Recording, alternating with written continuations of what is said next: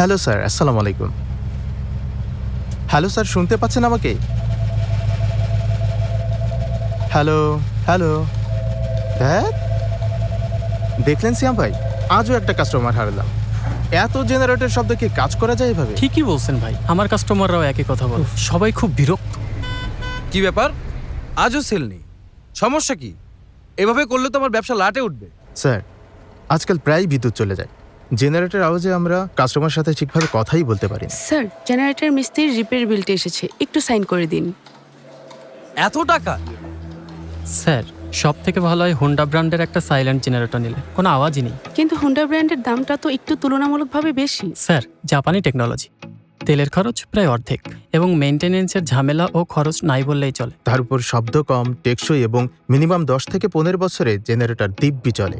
ভালো জিনিসের দাম একটু বেশি হওয়াটাই স্বাভাবিক। আপনি আজই একটি হোন্ডা জেনারেটর অর্ডার করে দিন।